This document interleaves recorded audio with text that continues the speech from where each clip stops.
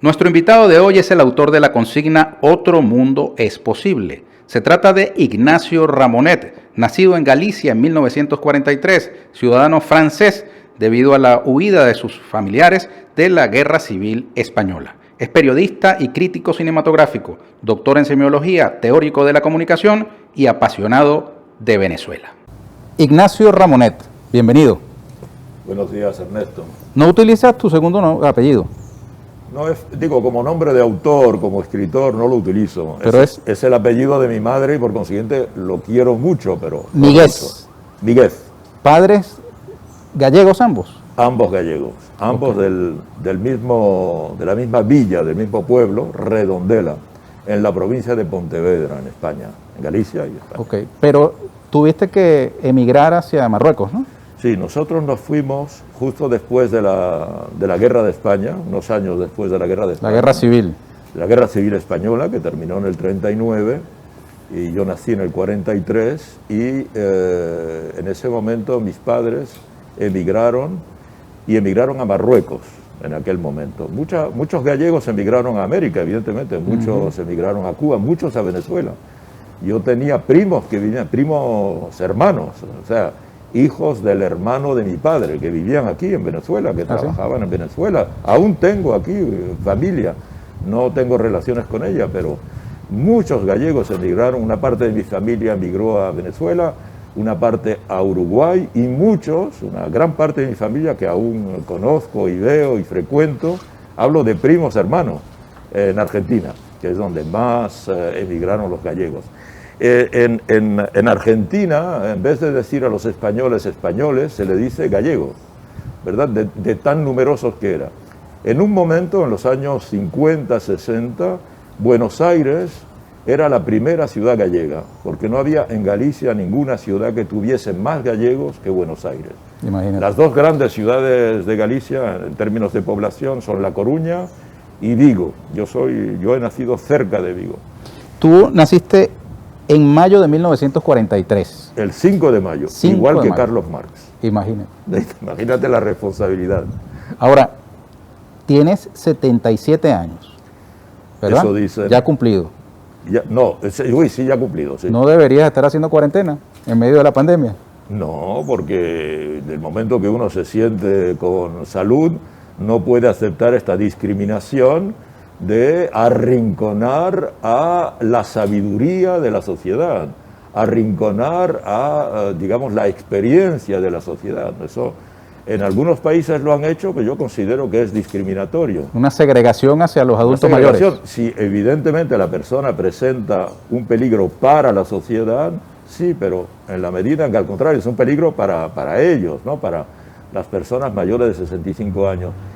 Pero tomando todas las responsabilidades, todas las precauciones en términos de llevar mascarilla lo más posible, mantener la distancia social, utilizar en permanencia, yo llevo gel para desinfectar las manos, en la medida en que hay una responsabilización de la autoprotección y la protección de la colectividad, no veo por qué hay que discriminar a la población, digamos, mayor de 65 años, que en algunos países, en particular en Europa, constituyen un porcentaje muy importante de la sociedad.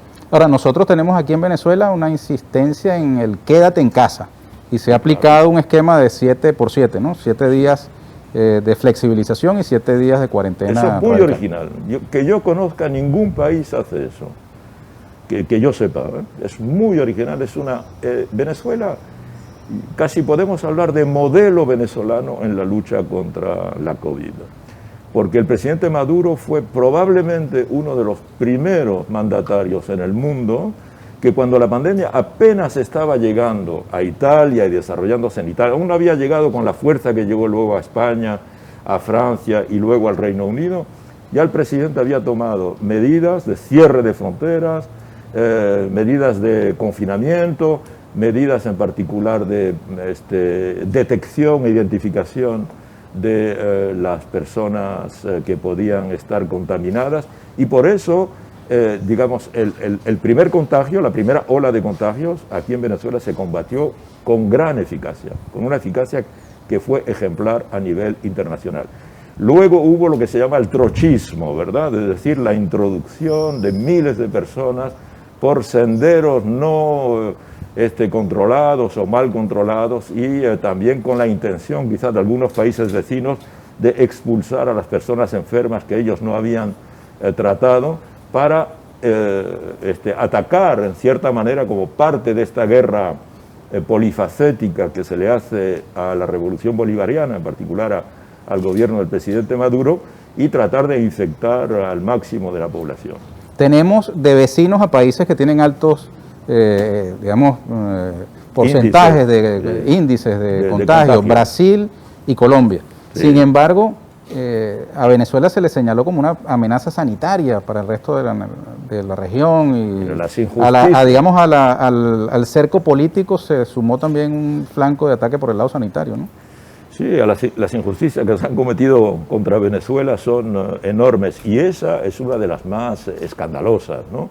Porque claro, como tú dices, Venezuela tiene como vecino fronterizo nada menos que a Brasil, que es el segundo epicentro del mundo de la pandemia, después de Estados Unidos. Y por otra parte Colombia, donde la mayoría de las autoridades sanitarias serias del mundo no creen las estadísticas oficiales y donde la pandemia está muy mal controlada. Entonces, mientras que aquí, como acabo de decir, todos los observadores saben que el gobierno, las autoridades venezolanas y también todo el sistema sanitario venezolano ha enfrentado a esta pandemia, que es una terrible pandemia internacional, con mucha responsabilidad. Lo que es dramático, Ernesto, es que no haya habido a escala latinoamericana, como lo ha reclamado el presidente Maduro varias veces, un mínimo de concertación para tratar de combatir la enfermedad con, digamos, compartiendo medidas y compartiendo recursos. No ha habido voluntad por parte de estos gobiernos que han negado, en el caso de Bolsonaro, han negado la gravedad de la pandemia. Todos recordamos, y la historia recordará a Bolsonaro como el hombre que dijo, es una gripecita sin importancia, ¿verdad? Una gripecita sin importancia que ya se ha cobrado decenas de miles de muertos en Brasil. Es la actitud que ha tenido y tiene aún ahora el presidente Trump. Hoy hemos visto, Ernesto, que por primera vez en la historia las principales revistas científicas del mundo acusan a Trump de irresponsabilidad frente a esta pandemia y llaman a votar por su adversario para que no sea reconducido. Es la primera vez en la historia. Algunas de estas revistas como The Lancet, Nature, ya tienen más de 200 años. Es la primera vez en la historia que toman posición en una elección, en la elección de Estados Unidos, para decir este hombre es peligroso para la ciencia. Y eso es lo que ha tenido Venezuela a su frontera con el presidente Bolsonaro. Sin embargo, Ignacio, es llamativo que tanto Bolsonaro como Trump tienen seguidores muy apasionados en sus países, más allá de si son mayoría o no, pero representan un fenómeno político, ese populismo de derecha que ha irrumpido en esta parte del mundo y también en Europa. ¿Cómo lo ves como fenómeno hacia el futuro? Mira, las redes sociales han revelado que, si quieres, si tú defiendes una idea que puede parecer completamente absurda, siempre vas a encontrar miles y miles de personas que están de acuerdo con esa idea. Por ejemplo, hay en el mundo, ahora lo sabemos, gracias a las redes, centenares de miles de personas que afirman que la Tierra es plana. El terraplanismo se llama. Y que te combaten si tú dices, no, es redonda. No, redonda eso es una creación de unos intelectuales científicos y eso va contra la constatación visual que uno puede hacer. Es como los que tienen un movimiento contra las mascarillas, ¿no? Claro, o contra la vacuna. Entonces, o evidentemente los que hacen una lectura literal de la Biblia.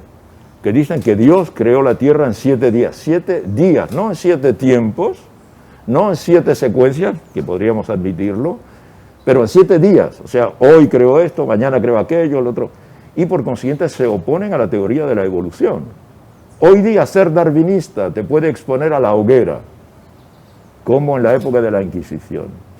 Entonces, evidentemente Trump tiene seguidores, y tiene seguidores fanáticos, porque son seguidores que parten del principio de la superioridad del ser, del hombre blanco, el hombre blanco sobre todas las demás especies del planeta, ¿eh? Y hemos visto que están dispuestos a utilizar la fuerza contra ello. En días pasados, un comando supremacista blanco trató de raptar a una gobernadora de estado en Estados Unidos para desencadenar, han dicho ellos, un conato de guerra civil, ¿verdad?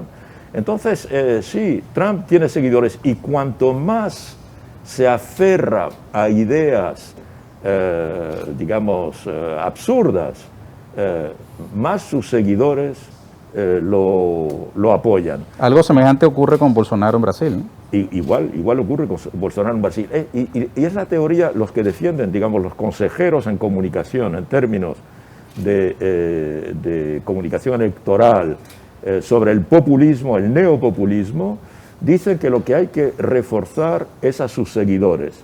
Y la mejor manera que tú tienes de reforzar a tus seguidores es siendo provocador y que te ataquen. Cuanto más te atacan, más tus seguidores suprimen las críticas que te pueden hacer y se apiñan en torno a ti. Ahora, eso también es aplicable a otro tipo de liderazgos, como los liderazgos de izquierda, por ejemplo. Pasó con Chávez, pasa con Maduro. En momentos de ataque, de peligro, de amenaza, se cohesiona. Sí, pero no se cohesiona sobre los mismos principios, se cohesiona sobre una racionalidad. Cuando el presidente Maduro expone, por ejemplo, para hablar de la actualidad, las razones que llevan a adoptar la ley antibloqueo en Venezuela, lo hace con racionalidad. No está diciendo, seguidme a mí porque soy yo. No está haciendo un liderazgo místico como el que hace Trump o el que hace Bolsonaro. Y no es un liderazgo basado en la fuerza, en la idea de soy superior y somos superiores porque somos fuerza, en las armas, en la exhibición de las armas. No es el mismo. El defender unas ideas es una cosa, el defender a una especie de líder como si fuera por encima de la, digamos, de la norma humana, eso no ha sido nunca ni la idea de Chávez, que era un líder popular simplemente porque respondía a las aspiraciones populares, o de Fidel Castro, que además siempre fue, lo de Fidel Castro es bien conocido, a pesar de ser un líder muy popular, siempre estuvo en contra del culto de la personalidad, ¿verdad? Ignacio, hay franjas de la izquierda mundial, y de eso que llaman el progresismo, que prefieren tomar distancia de la revolución bolivariana en Venezuela y de Cuba, que al mismo tiempo son respaldadas con mucha vehemencia por Ignacio Ramonet. Sí. ¿Verdad? Claro. ¿Por qué? Porque, ahora te explico.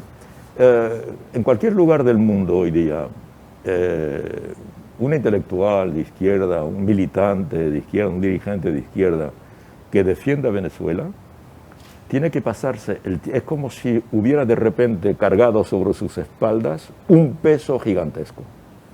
Porque el relato dominante en el mundo sobre Venezuela es un catálogo de horrores.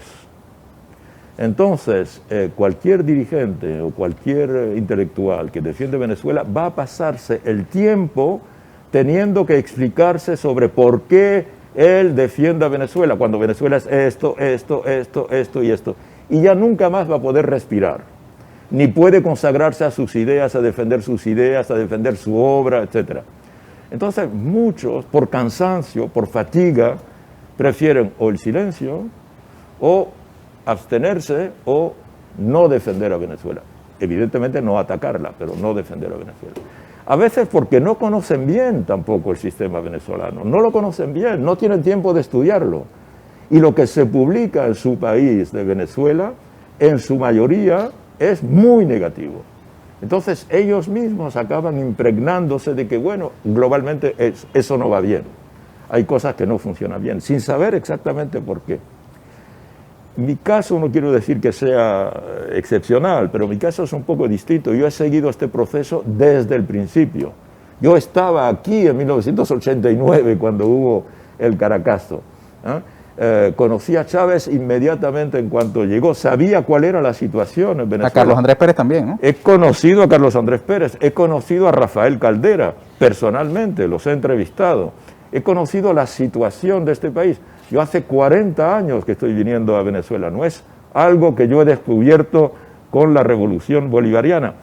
Sabía cómo era el país de las desigualdades, igual que Brasil, cuáles eran las necesidades populares, cuántas frustraciones había habido en particular por parte de gobiernos socialdemócratas que hicieron avances indiscutibles. La nacionalización del petróleo la hizo Carlos Andrés Pérez, pero también muchas decepciones, y en particular cuando esta socialdemocracia se convirtió al neoliberalismo en los años 80. Entonces, todo esto mucha gente no lo sabe, no sabe cómo ha progresado la revolución, no sabe cuáles son los ataques que ha padecido la revolución bolivariana. A veces la gente dice, sí, pero mira, esta cosa no funciona. En un momento, cuando se hablaba de Venezuela, sí, pero es un país en el que el gobierno no ha conseguido reducir la delincuencia. Es el país con mayor delincuencia de América Latina o quizá del mundo. Bien, hoy ya nadie habla de eso. Tú has notado que en la prensa, en ningún lugar se habla de la delincuencia en Venezuela. Era el tema número uno cuando Chávez llegó al poder. Se decía, Chávez sí, de acuerdo, ha tomado algunas decisiones sociales, pero la delincuencia. Es un país que no puede salir a la calle, te asaltan, la tasa de criminalidad más alta del mundo. Hoy yo observo que ese tema, por ejemplo, ha desaparecido. ¿Es una victoria de la revolución? No sé, pero en todo caso ese tema ya no aparece. Y entonces son otros temas. Es un país sin gasolina, el país que más gasolina tiene o que más petróleo tiene no tiene gasolina, sin tener en cuenta el bloqueo económico que se ha ido reforzando cada vez más de una manera cada vez más cruel. Mencionaste la ley antibloqueo. ¿Has podido documentarte, averiguar sobre este tema? ¿Qué impresión tienes? No la he leído, pero conozco el principio, digamos. ¿Cuál es el principio? El principio es que hay que darle al gobierno de la revolución bolivariana las herramientas para poder combatir el bloqueo. Y el bloqueo hoy día, ¿qué es? Mucha gente imagina el bloqueo como Venezuela ya estuvo bloqueada a final del siglo XIX, ¿verdad, Ernesto? Sí, cómo no. Con flotas de varias potencias europeas que cerraban el acceso marítimo a Venezuela, porque Venezuela no había podido pagar su deuda. Era ya la cuestión de la deuda. Con Cipriano Castro. Con Cipriano Castro. Y entonces creo que 3 potencias europeas impedían que cualquier embarcación pudiera entrar o salir de Venezuela. Ese era el bloqueo tradicional, el bloqueo que Inglaterra le hizo a Napoleón, en particular, por ejemplo, a principios del siglo XIX. Hoy el bloqueo esencialmente es un bloqueo financiero, el bloqueo de los circuitos financieros, a través de toda clase de circulación, que hace que cuando el gobierno venezolano, por ejemplo, en caso de que pudiera vender algo, cuando su comprador le quiere pagar, ese dinero no puede llegar a Venezuela, porque circula por los medios financieros y los Estados Unidos, que lo imponen a todos sus aliados que controlan el sector financiero internacional, lo impide. Cuando Venezuela quiere comprar algo, medicamentos, pongamos, o alimentos, que no están en las sanciones de Estados Unidos, teóricamente los Estados Unidos, cuando sancionan, que no son sanciones, que son medidas coercitivas unilaterales, pero cuando las imponen, siempre hay la exclusión de los alimentos y de los medicamentos. O sea que dicen, bueno, todo lo que no sea medicamentos y alimentos, usted no los va a poder comprar. Pero alimentos y medicamentos sí los puedes comprar, pero no los puedes pagar. Cuando quieres pagarlo, no entra en el circuito financiero. Tu comprador no recibe, tu proveedor no recibe el dinero. Ese es el bloqueo. Entonces, este país, que es el mayor productor de petróleo, o uno de los principales productores de petróleo del mundo, este año no ha podido vender ni un solo barco de petróleo, ni uno solo, por primera vez en 120 años. Solo no es porque el barco no pueda navegar, es porque nadie se lo puede pagar, nadie se lo puede comprar. Ese es el bloqueo. Entonces, si el gobierno no reacciona, evidentemente la situación se va a poner aún más difícil para la población. El presidente Maduro ha tenido la inteligencia de elaborar una herramienta que es una herramienta que conviene al tipo de bloqueo moderno que se aplica. Es una herramienta siglo XXI, es una herramienta en la era de las redes sociales, en la era de Internet, en la era de los GAFA, en la era del dominio de la economía por el sistema financiero. Y claro, mucha gente dice, sí, pero esa ley tiene elementos oscuros, hay muchas cosas nebulosas. Evidentemente tiene que ser así, porque si lo explicitas todo, pues tus adversarios ya están avisados y saben por dónde van a cortar. ¿Cuál es la garantía de que esto está en la línea del pensamiento chavista? ¿Cuál es la garantía de que esto está en la línea de la Constitución? Bueno, el presidente ha dicho que esto va a ir al tribunal... a la Sala Constitucional. A la Sala Constitucional, para que la Sala Constitucional declare la constitucionalidad o no de esta ley, ¿verdad? Hay sectores de izquierda, Ignacio, que... No, pero termino, Ajá, un segundo, simplemente, diciendo que la garantía es que el presidente Maduro, nadie le va a dar lecciones de chavismo al presidente Maduro, nadie le va a dar lecciones de bolivarianismo al presidente Maduro. Es la garantía última de que esto está en la línea del chavismo. Hay sectores de izquierda que despachan la iniciativa como una especie de claudicación por la apertura a inversión extranjera o privada nacional, por posibilidades que da esta ley de, digamos, responder con acciones audaces a esas condiciones que tú has descrito. Yo creo que esa izquierda hay que respetarla, es una izquierda que, digamos, vigila la pureza del pensamiento chavista y por consiguiente se preocupa y tiene legitimidad en esa preocupación. Lo que yo digo es que esa izquierda, en mi opinión, no debe alarmarse, porque, repito, el garante de, digamos, del carácter genéticamente chavista de esta ley lo garantiza el presidente Maduro. Ignacio, tú escribiste en el año 1998 un libro titulado Internet, el mundo que viene. 22 años después, ese mundo que tenemos, ¿se parece a aquel que tú imaginabas? Bueno, no lo podía imaginar. En el 98, acuérdate que en el 98 Internet no tenía 10 años, tenía exactamente 9 años. Internet nació en 1989. Pero lo que sí se veía venir es que eso era definitivo. Como yo decía, es un poco la tercera gran revolución de la comunicación. La primera gran revolución de la comunicación es la invención de la lengua para la humanidad, la invención del lenguaje. Así que los seres humanos, a diferencia de los animales, aunque los animales también tienen su sistema de lenguaje, pero un sistema tan elaborado como el nuestro, ningún otro animal en el planeta lo ha desarrollado. El lenguaje, primero, que humaniza al ser humano. El segundo es la escritura, que se ha hecho hace apenas 5.000 años, que nace en Sumer, en un solo lugar del planeta, y luego se extiende. Y el tercero es Internet. Luego hay detalles. La imprenta, por ejemplo, es un detalle con respecto a lo que decimos, un detalle técnico, aunque es muy importante. La electricidad, la radio, la televisión, el cine, la imprenta, digo, la rotativa que permite la prensa, eso son variedades de la invención de la escritura o de la invención de la imagen. Internet es otra cosa, es una esfera. Y lo que yo decía en ese libro es que esa esfera había llegado para transformar completamente no solo la comunicación, porque lo que sí sabemos como, digamos, teórico de la comunicación es que una gran transformación de la comunicación es lo que yo llamo un hecho social total, es decir, cambia todo. Poco a poco, de proximidad en proximidad, lo va cambiando todo. Y ese todo también es la política, y ahora estamos en eso. Y ese todo también es la economía, ahora estamos en eso. ¿Cuáles son las 4 principales empresas del mundo hoy? Que no era el caso en 1998. Son Google, son Amazon, son Facebook y son Apple. Las 4 ¿Qué materia prima están utilizando? No están utilizando el petróleo, no están utilizando el carbón y el acero, como hace 30 años. Están utilizando datos. Datos que circulan por las redes sociales. Entonces, esa gran transformación, evidentemente, yo no la veía en el 98, pero lo que sí veía venir claramente era que eso había llegado para extenderse poco a poco. La pandemia, Ernesto...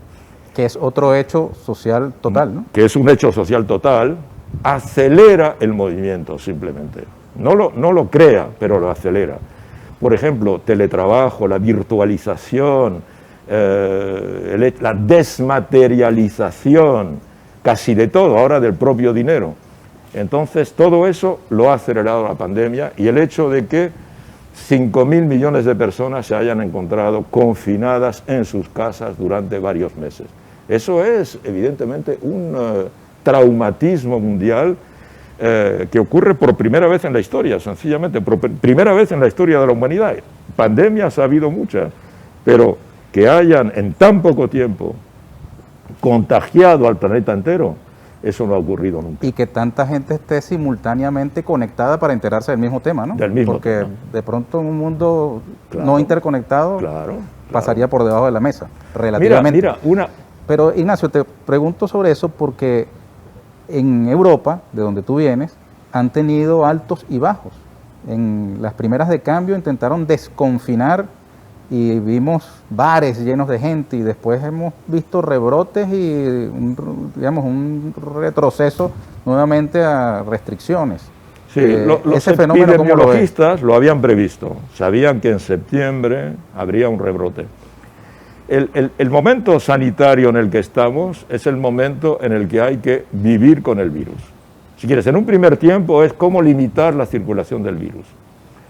En un segundo tiempo es vivir con el virus. ¿Cómo hacemos ahora para vivir con el virus? Para convivir con él. Para convivir con Coexistir. él. Coexistir con él. Llevando una vida normal, entre comillas. Es decir, ¿por qué? Porque primero, digamos, la primera ola de contagio nos ha permitido conocer al virus. No lo conocíamos. Es un virus perfectamente nuevo. Aún en el momento en que hablamos no hay ningún medicamento que lo cure. No tenemos terapia. Grandes esperanzas con las vacunas, ¿no? Grandes esperanzas con la vacuna, obviamente. Pero aparte de la vacuna y la esperanza de la vacuna, en este momento aún no tenemos un cóctel de medicamentos que diga, te tomas esto y se acabó. Como lo tenemos para el SIDA. No tenemos vacuna, pero lo controlamos y lo curamos en cierta medida. Entonces, lo que hemos aprendido es cómo protegernos con el virus.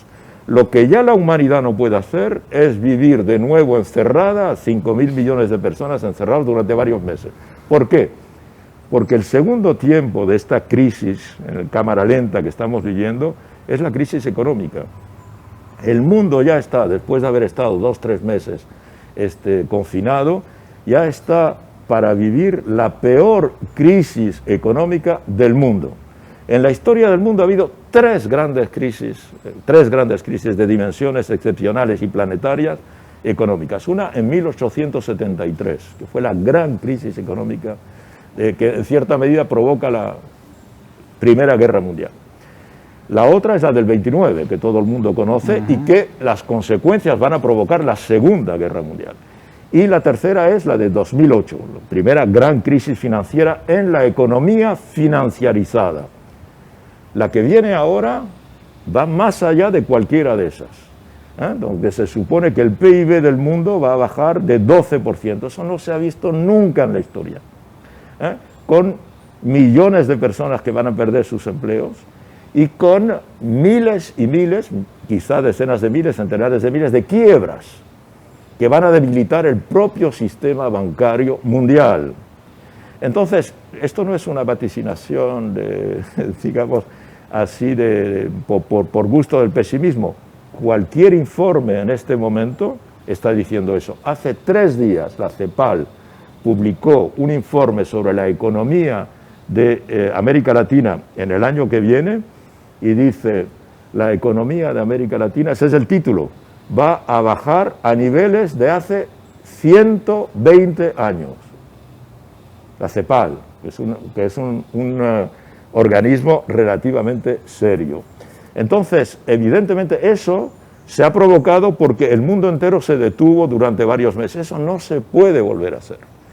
Tenemos que convivir con el virus de una manera o de otra, con precauciones. Hemos aprendido a tener precauciones, distancia, estamos hablando con mascarilla, con responsabilidad. Todo el equipo que nos rodea y que está rodando esta conversación tiene mascarillas o tiene hasta escudos protectores. Estamos en un lugar abierto y no en un lugar cerrado. Esta responsabilización que cada uno de nosotros tiene ahora es lo que hay que conservar. Y con eso tratar de llevar a cabo una vida que permita que el funcionamiento económico se realice, sin ser irresponsable, como lo proclaman Trump o Bolsonaro, pero ya no podemos hacerlo como lo hicimos en marzo o abril pasado. Ok. Tú empezaste en 1973 en el periódico Liberación. Sí. Fundado por Jean-Paul Sartre, ¿no? Y lo hacías como redactor de cine. Sí, escribías sobre cine. Sí, yo me he interesado mucho por el cine, he sido un gran cinéfilo. ¿Cómo saltaste del cine al análisis geopolítico mundial? Bueno, digamos, el cine lo contiene todo, porque el cine tiene toda clase de géneros y el cine cuenta toda clase de experiencias y en particular experiencias políticas, hay un cine político, hay un cine militante. Yo he sido un gran especialista, de manera inmodesta lo estoy diciendo, pero he sido un gran especialista del cine militante, del cine político, y lo que yo escribía en Liberación, que era un diario político, aún existe, evidentemente, que ya no tiene el mismo carácter, es un periodo que surgió después de la Revolución del 68, en la atmósfera de la Revolución del 68, que fue una revolución cultural y política muy importante, que globalmente tocó al mundo entero, en el año 68, 1968. Entonces, un gran filósofo francés, el creador del existencialismo, un hombre muy comprometido, el teórico de esto, del intelectual comprometido, Jean-Paul Sartre, francés, y un grupo de jóvenes, periodistas, escritores, crearon Liberación. Yo me sumé a este primer equipo, ya lo dirigía un gran periodista que es Serge July, y ahí yo escribía sobre el cine político, cine y política. Sí. ¿Después creaste Le Monde Diplomatique? No, Le Monde Diplomatique ya existía, se había creado como un mensual que se dedicaba a explicitar las políticas de las organizaciones de Naciones Unidas. Naciones Unidas, por una parte, que estaba desarrollándose en ese momento, y también aún había pocos países en Naciones Unidas, porque el mundo estaba colonizado aún ampliamente, África estaba colonizada, Asia estaba aún colonizada. A medida que se iban descolonizando, se iban integrando a Naciones Unidas, y hoy Naciones Unidas tiene 194 o 195 estados, pero aún en los años 70, o cuando se creó Le Monde Diplomatique, en los años 50, apenas había 60 estados en el mundo. Recordemos que cuando Naciones Unidas se crea, hace ahora 75 años, había 44 estados en el mundo, 44 estados en el mundo. Hoy hay 194, todos surgidos de la descolonización. Entonces, nosotros fuimos quienes le dimos a Le Monde Diplomatique el carácter político que tiene hoy, de publicación que se ocupa de los problemas geopolíticos, geoeconómicos, geoecológicos. Tus críticos, Ignacio, te recriminan que aplicas una especie de doble rasero, porque eres implacable con las transnacionales de la comunicación, con el imperialismo, pero benévolo con Venezuela, con Cuba, con las causas de izquierda. Yo realmente no lo creo. Ese reproche que conozco, evidentemente, lo podríamos hacer inversamente a 98% de los periodistas, digamos, del mundo occidental, como se decía, ¿no?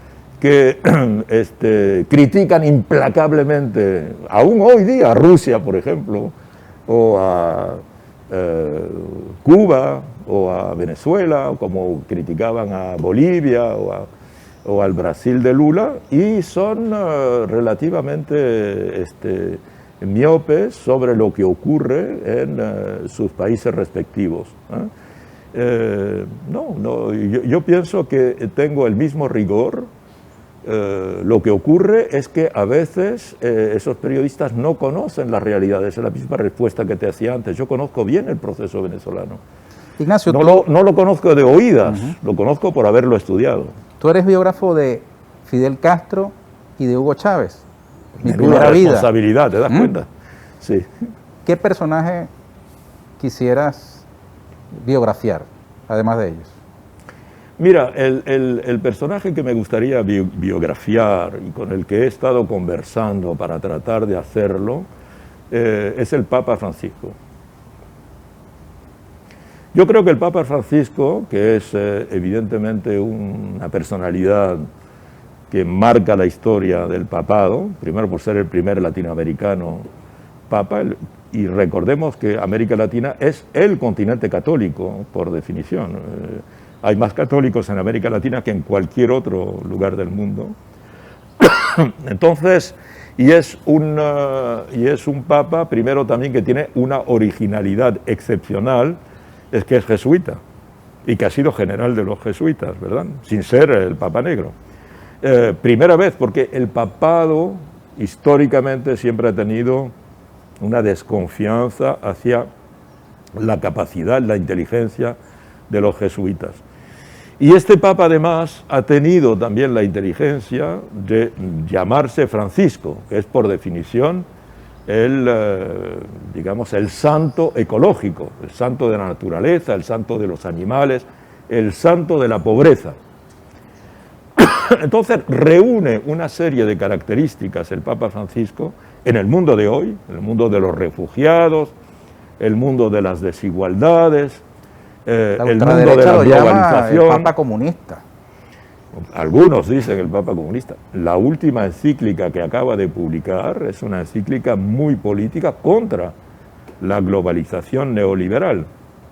Entonces, es una personalidad con la que me gustaría... ¿Y qué tal? ¿Él qué ha respondido?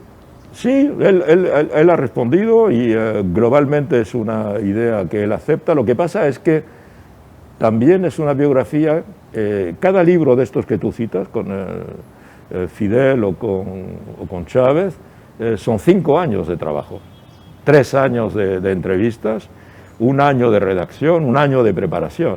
Entonces, mientras que el Papa tiene algunas horas que consagrarme, yo creo que no es el tipo de libro que a mí me gusta hacer, no son unas horas, eso lo puede hacer cualquier periodista. Bien, Ignacio, ya estamos terminando, ¿no? Pero fíjate, en tu perfil de Wikipedia aparece una cantidad de reconocimientos importantísimos que has recibido a lo largo de décadas. No tan importantes, aún no tengo el premio Nobel, querido. Pero fíjate, dice aquí Wikipedia que entre esos reconocimientos está el del Senado y la Cámara de Representantes de los Estados Unidos por sus extraordinarios aportes como escritor, catedrático, periodista y crítico en el año 2019. Sí, el año pasado me lo dieron. Sí. ¿Cómo se explica ese reconocimiento de justamente quienes han sido muy denunciados por ti a lo largo de tu vida? No, porque eso se explica porque en el seno del Congreso de Estados Unidos hay representantes, o sea, diputados y senadores que son muy progresistas. Recuerda que hay un caucus negro en el Congreso de Estados Unidos. Recuerda que hay muchos latinos actualmente. Hay latinos en el Senado, hay latinos en la Cámara de Representantes. Esas personalidades son las que me dieron este reconocimiento. Y bueno, si varias ciudades, Nueva York me dio un reconocimiento, Union City, que es una ciudad de emigrantes latinos, en particular dominicanos, me dio un reconocimiento. Y muchas personalidades allí leen mis textos desde hace 20 años, se han formado a veces, y modestamente puedo decirlo, con textos políticos. Mis textos no son contra el pueblo de los Estados Unidos, ni contra los ciudadanos, ni contra la cultura americana de la que estamos constituidos. Es contra la actitud imperial del gobierno de los Estados Unidos y en particular contra algunos países. ¿Tú quién crees que gane, Biden o Trump? Y más allá de eso, ¿qué va a pasar con ese movimiento efervescente de afrodescendientes, de gente que protesta por temas raciales, por discriminación, por falta de derechos políticos? A la primera parte de la pregunta te diré que gane quien gane, Trump no va a querer salir de la Casa Blanca. Esa es la realidad. ¿Qué va a pasar cuando Trump diga que él ganó? Como ocurre en muchos países de América Latina, en el que el presidente en ejercicio dice que ganó él, punto. ¿Ah? ¿Qué va a pasar? Es la primera vez en Estados Unidos que eso ocurriría. ¿Qué va a pasar? ¿Qué va a pasar en la calle? ¿Qué va a pasar con las milicias supremacistas? ¿Qué va a pasar con las milicias populares? ¿Qué tipo de situación se va a crear en la sociedad americana? ¿Qué tipo de inestabilidad social, política? ¿Qué tipo de violencia puede surgir? El presidente Trump ya se está preparando para ese escenario. El nombramiento de la nueva jueza que hace que él va a tener de los 9 jueces de la Corte Suprema, 6 en favor de sus tesis. Si la decisión final en términos de quién ganó las elecciones tiene que tomarlo el Tribunal Supremo, como fue el caso con George Bush y Al Gore, el Tribunal Supremo ya sabemos por quién va a decidirse. Bien, lo aceptará la población. Si él pierde, lo aceptarán los suyos, que tú describías antes como fanáticos, como incluso armados, ¿no? Armados, etcétera. Entonces, ese desorden en Estados Unidos puede ser causa de inestabilidad internacional, porque el liderazgo de Estados Unidos puede salir muy debilitado de eso. Y en cuanto al movimiento, el nuevo movimiento de reivindicación de derechos cívicos, porque de eso se trata, de pasar a una nueva fase de reivindicación de derechos físicos, de derechos cívicos, como hubo en los años 60, con la lucha de Martin Luther King. Ese movimiento no se va a apagar, porque es un movimiento que ahora lo lleva la juventud estadounidense. Fíjate que Trump utiliza como una especie de coco a Venezuela, porque ha acusado a los demócratas y a Biden de que llegar al poder convertirían a Estados Unidos en una nueva Venezuela. ¿Cómo Claro. es eso? Como ellos han elaborado un relato en el que Venezuela es el horror de los horrores, ahora es muy fácil decir que quieren crear una Venezuela.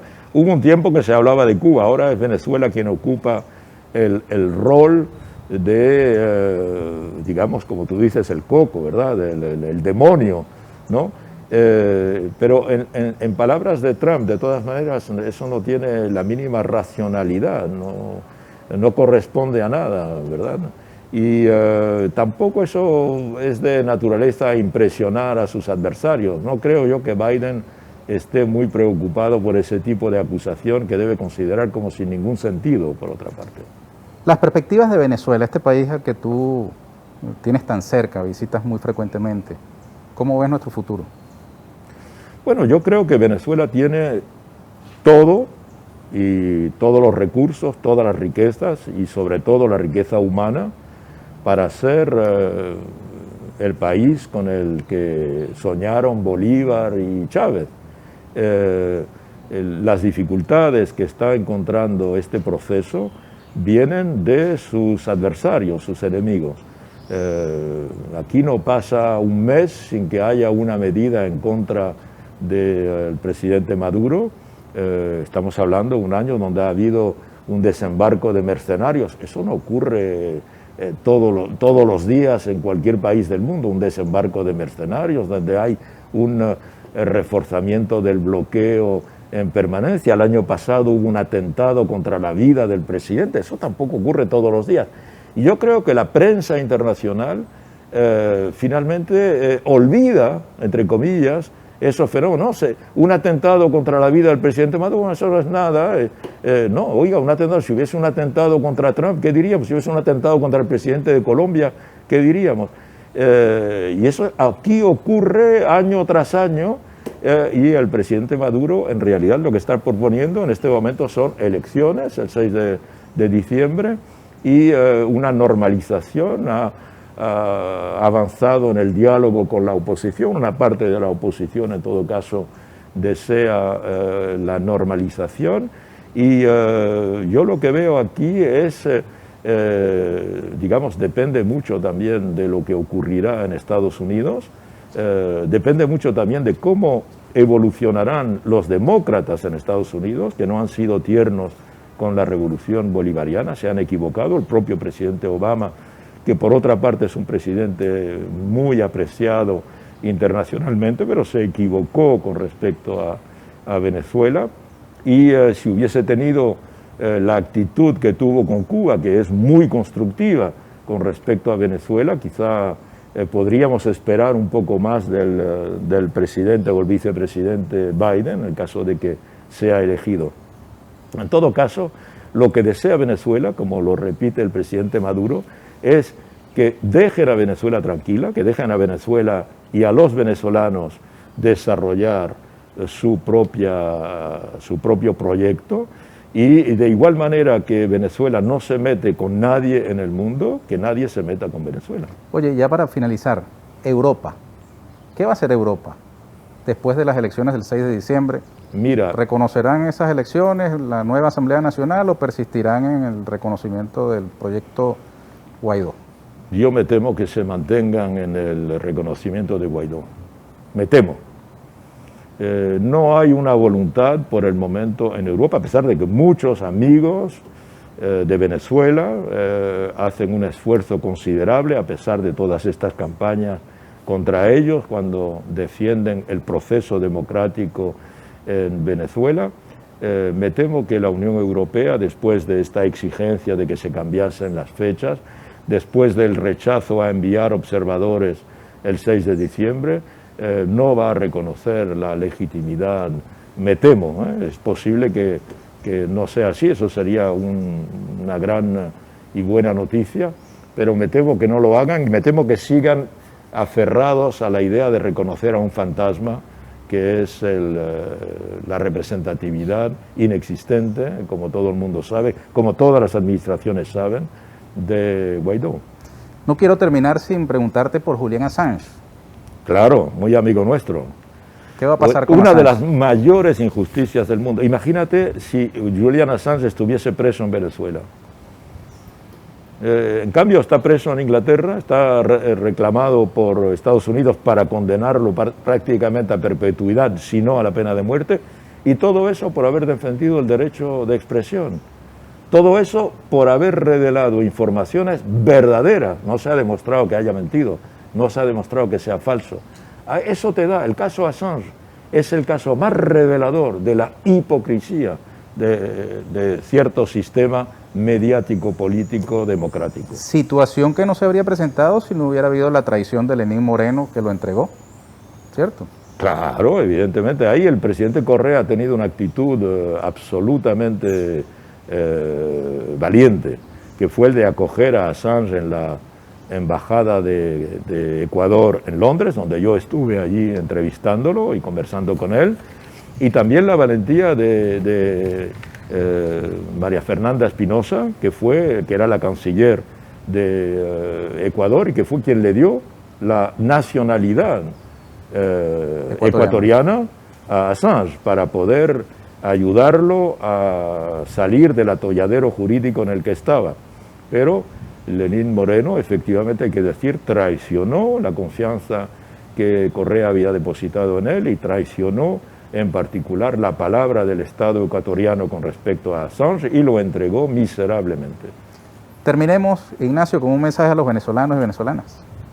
Bueno, el mensaje no puede ser otro que el 6 de diciembre hay que votar y hay que votar por la continuidad de este proceso revolucionario. Te van a acusar de interferir en asuntos internos de Venezuela. Seguro, pero mira, la revolución venezolana pertenece a la humanidad. Entonces, como ser humano, tengo derecho de dar mi opinión. Gracias, Ignacio. Gracias, Ernesto. Éxito. A ustedes, amigas y amigos, también muchísimas gracias por habernos acompañado. Yo me retiro el tapaboca para invitarlos a una próxima ocasión aquí con Ernesto Villegas, siempre con muchísimo respeto por usted. Hasta la próxima.